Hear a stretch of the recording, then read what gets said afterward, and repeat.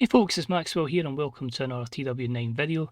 You join us today for AEW and New Japan Forbidden Door 2025. Hopefully it should be a good show, but lower than normal attendance because the ticket pricing is set at premium, which is fair enough. You would expect this to be costing quite a bit because of the money it is. We are still doing it in America. I'm not jumping over to the UK with this one, as per where it should be in real life. But yeah, I'm hoping it's a really good show. I nearly made another massive boo-boo for some unbeknown reason. I thought I had missed the part where I could change how long the show was going to run, and I thought, oh no, this is only 3 hours. We're going to horribly be all over the place. But remember, there was the adjust show button. Horrible few days, but we got everything we needed. It meant I had to sacrifice a match, but that match is added back to the card. As I say, we got a lot of people on. As I say, MD didn't get on. It's on loan. We'll give them matches coming up on Dynamites. Collisions, Rampage and Shockwaves, but overall I'm happy with how it's went. It's going to be an aggressive attempt to try and get high rated matches and one of the best shows, and then after this we can click back on to story mode because we are on the road to All Out. So sit back, relax and have a look at some of the dream matches that I put together for Forbidden Door 2025. So we've got 11,734 fans in the Gallagher Iba Arena in Oklahoma. There's going to be a lot of matches on the pre-show and then opening matches. A lot of our segments tend to come between the mid and the end of the show, so please bear that in mind. But we started off on the 0 hour of a pre-show bout that had good wrestling and a decent reaction from the crowd as Yota Tsuji defeated Orange Cassidy in 14:22 with the Gene Blaster. This gave Tsuji the 4th defence of the New Japan Strong Openweight Championship. I felt like these two would work well. I was unsure if Cassidy was going to be happy putting him over, but he was. 83 for Cassidy, 67 for Tsuji. Overall, an 80 rated segment. Solid stuff to start the 0 hour. Moving on, we had a pre-show match that had subpar wrestling and non-existent crowd heat. Nixon Nil picking up the win over Konami in 10:51 with a Vulture Culture Destroyer, following interference from Sky Blue. The match was designed to specifically tell a story. I felt this would have been the weakest on the card. Konami and all were going to get good in-ring stuff from Nixon Nil. We're still working on. So overall it was a 59 rated segment. Next up, pre-show bout, decent wrestling and little heat. Wheeler Yuta picked up the win over Oleg Boltin in 12:32 by pinfall. Similar in terms of performances. I can't argue because obviously Oleg's not over in the States, and it came to a 63 segment. And the final matchup on the pre-show had decent wrestling. AJ Styles defeats El Phantasmo in 14:24 with a springboard 450 splash. I let them steal the show, and overall it brought a 74 there. AJ with a good 76. So I was thinking as well, with the main show, I know obviously I did change the timings and I can obviously take show lengths off, but I feel like if I took show lengths off, I would purposely try and put every match to like 20-30 minutes. So I think sometimes I need a bit of constraint, because I just feel like, I'll just do like a 12-hour show with all these great matches. It's so I can at least try and have a bit of structure rather than the shambles I would book if I could. If you followed me for TW 2020, if you remember when I tried the 24-hour show, yeah, so I don't do stupid ideas like that again, because that was wild.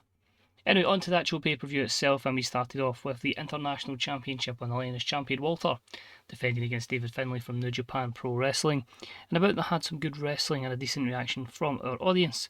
Walter picked up the win in 1958 with a folding powerbomb. It gave him his 6th defence of the AEW International Championship, 79 segment overall there, and a fantastic 91 performance from Walter. So obviously Finlay brought the best out of him, maybe not brought the best out of himself though. We then had the matchup that was going to get scrapped, but thankfully we got it back on, and it was about to have some great wrestling and a decent reaction from our audience as AEW's Konosuke Takeshita defeated CMLL's Mystico in 23:48 with a touchdown. As soon as I seen these two weren't lined up for matches, I thought it was one I really wanted to put together, and they didn't disappoint. Takeshita with a phenomenal 90 performance as these guys go to an 88 rated segment. We then had an interesting matchup here with the Death Riders, John Moxley and Claudio Castagnoli, taking on Moxley's, you could argue, still protege in the form of Shota Umino alongside former rival Darby Allin. And this one, it had good wrestling and a decent reaction from the crowd as Mox and Claudio defeated Darby Allin and Shota Umino in 15:49 when Moxley submitted Shota with the Bulldog choke. This seemed to work best in terms of a setting, thanks for Moxley, especially with his 85. You can see him and Claudio with their great chemistry. Darby with 75 is not too bad, just disappointed Claudio only dropping to a 71.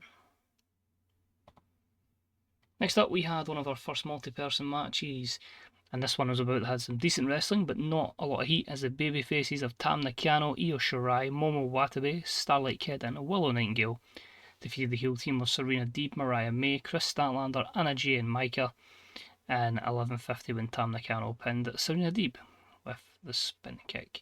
In terms of in-ring work, Io Shirai was head and shoulders above the rest. Anna Jay was a weak line, but I feel like these kind of matches is going to be perfect for Anna's development. And can we also appreciate that Io Shirai was head and shoulders above the rest, got an 81, and yet stands here really off her game. So there's no interaction between Io Shirai and Mercedes on this show, but of course remember that is one matchup that's taking place at All Out. Overall though, a 71 segment, pretty good stuff. I'd say that probably balances maybe even higher than a lot of this, because you've got a few there in the 50s as well. We had the AEW Tag Team Championships on the line, and it was a decent matchup that saw Ozzy Open defeat Bishamon, Hikaru Goto and Yoshihashi in 13:41 when Fletcher pinned Yoshihashi with a Coriolis, gave them their 5th defence of the AEW World Tag Team Championships. Yoshihashi was the weak link with his 47, but again some good stuff with Fletcher and Davis, and overall it was a 75 rated segment. Continues the storyline that they're in, obviously with Ua and Ricochet. Goto is getting a little bit stale, and he was really off his game, so that probably hampered it from probably being about that 79 level again. Then at the men's multi-match, and this one was an 8-man tag, and as well, it had some good wrestling and a decent reaction from the crowd. The team of Eddie Kingston, Samoa Joe, plus Sami Zayn and Daniel Garcia, because they're still down as the same stable, that's why it's done as Team AEW, but they defeated Kevin Steen, Hichisero, Powerhouse Hobbs and Pac in 18:09 when Daniel Garcia submitted Hichisero with the sharpshooter. So this is one I wanted to give some of the guys that are kind of like on the fringes of the main event but not quite there in that title picture, a good opportunity and a good showcase. And then obviously in the case of Hobbs and Pac, just really a case of trying to push them up a little bit. But 75 for the segment overall, just wasn't particularly great. Joe there with the weak link, being a 63 and being really off his game, but he's got to step up because he's got a big few months ahead. Next up, with a decent matchup, and MJF battled Hiroshi Tanahashi in 12:56, and he wins by pinfall. Storytelling match of the night. Tanahashi's got an injury, and I just felt like it was a good way that we could have MJF pick up an easy win against an aging star, effectively. As you can see there, Tanahashi gritted through his teeth and worked through the injury. And then, after the matchup, a few words from MJF. He just says, "That's it, that's the nail in Tanahashi's career. Another legend bites the dust to MJF. We need to eradicate people like Tanahashi, like Chris Jericho, like Cope, and Christian Cage." So he's obviously still pissed at those old-timers taking up the spotlight. We then had an over-the-top entrance for Mercedes Moné for this World Championship match, and we've been told it will now be a double championship match, with Mayu Iwatani putting up the IWGP Women's Championship. So title for title, 83 rated segment. And the match is a 77. But had some good wrestling and a decent reaction from the crowd as Mercedes Moné defeats Mayu Iwatani in 26:47 by submission with a bank statement. Means Mercedes becomes the IWGP Women's Champion, and it makes her first defence of the AEW Women's World title. Good luck, IWGP. Good luck, New Japan. So you and your governing body of, getting that belt back off, Mercedes. But I feel like it's only going to help her improve technically. A bit disappointed it was a 77. I thought Mayu would maybe pull it to something really high. But of course, she's not particularly over in the States, so that's something we can work on with bringing her back in. But yeah, good stuff there. I cannot wait for Io versus Mercedes. The rematch should be good. Next up, we had the New Japan Strong Openweight Tag Team Championships on the line. Decent matchup, FTR pick up the win over Connors and Gabe Kidd in 18:55 when Dax spinned Clark Connors with a big rig. So they get their 4th defence, some good stuff there, a 69 overall. Weakest link there was a 57 rated Clark Connors, but I believe these two together, these two teams, has probably got the best out of Cash and Dax. You know, they're mostly getting 60 rated performances now. They're into the high 70s, so that's always encouraging. And yeah, good, happy with that one. That wee program worked out quite well. Next up, it was the final of the Owen Hart Women's Foundation Women's Tournament, and we had a wild brawl here and decent wrestling. Not a lot of heat, admittedly, but it's Megan Bayne who defeats Billy Starks in 9:43 by pinfall, meaning it is Megan Bayne the winner of the Owen Hart Foundation's Women's Tournament, and it will be Megan Bayne versus Toni Storm for the TBS Championship at All Out. So these two both had good brawling stats, 66 for the wrestling and a 67 for the segment. And after this, Megan Bayne picks up the win. She will battle Toni Storm All Out, and we had Toni Storm on the call, on colour commentary, that last matchup, which is good. It didn't affect it. You know, we thought, oh no, she's got zero colour commentary for that match, but no, done well. But she poses for the belt at the commentator's desk, and we have it all set. That matchup is going to take place in 3 weeks' time at All Out, and that was at 65. We then had that Bryan Danielson match with Shingo Takagi, and it was about to have some great wrestling, decent reaction from the crowd. Bryan over Shingo in 25:47 with a running knee. 90 for Bryan, a 75 for Takagi, and overall a 77.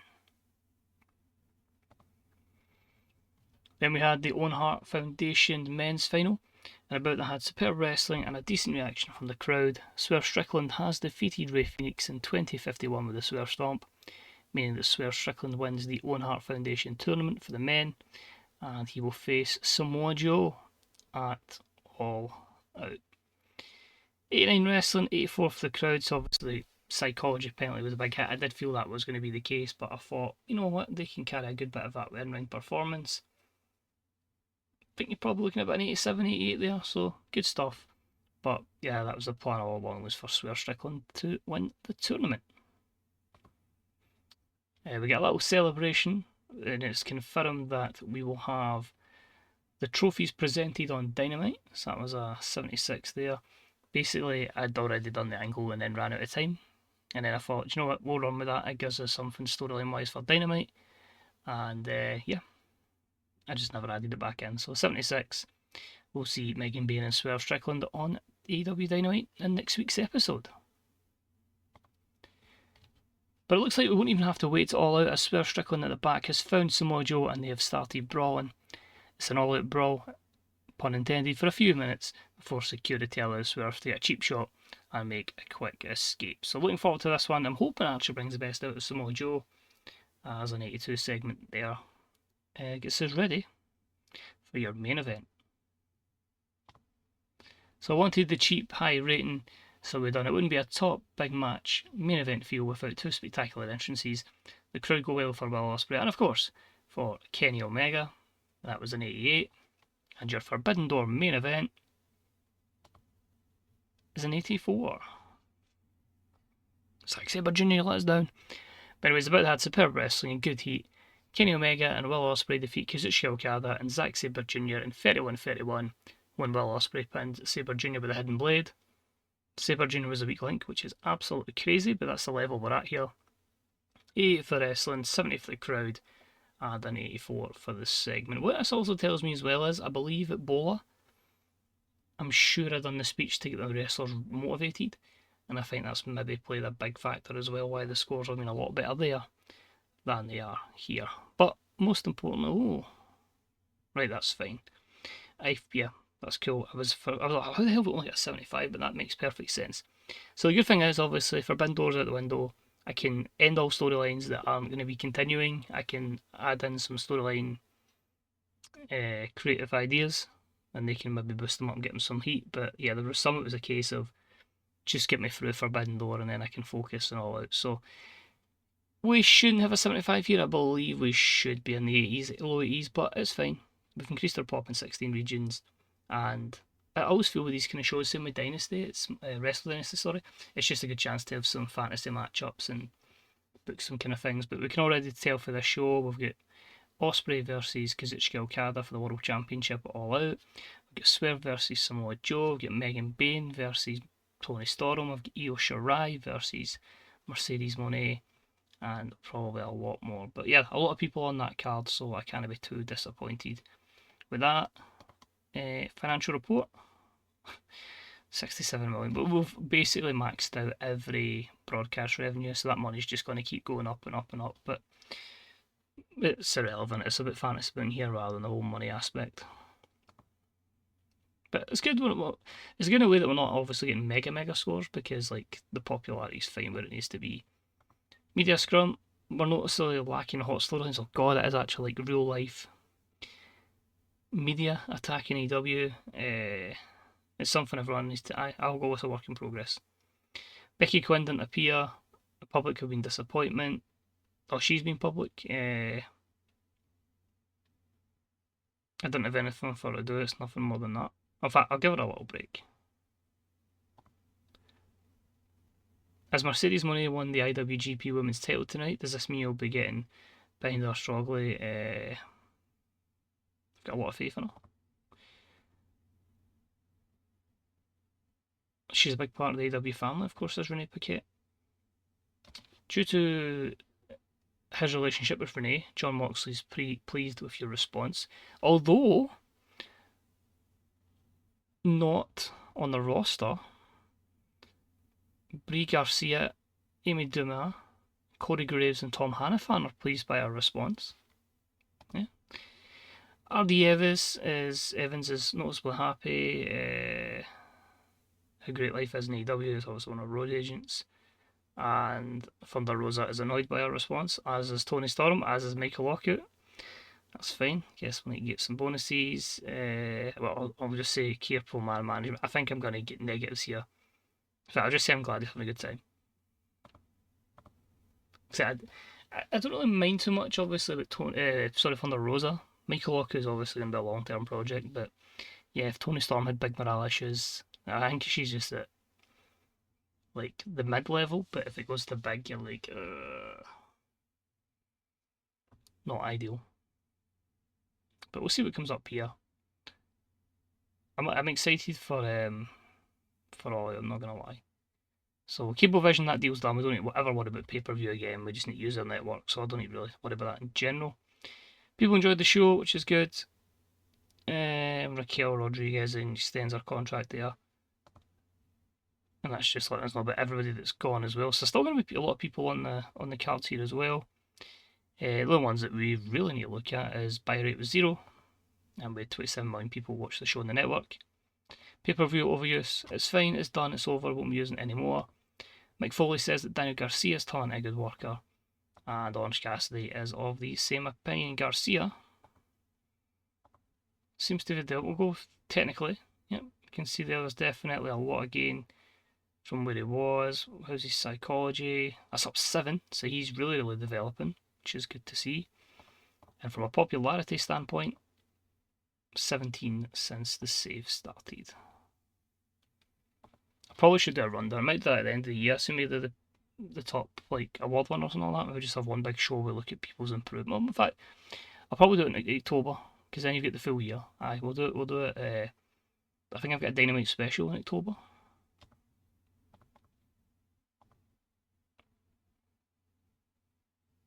Grand Slam. Could maybe do that. Could maybe do Grand Slam.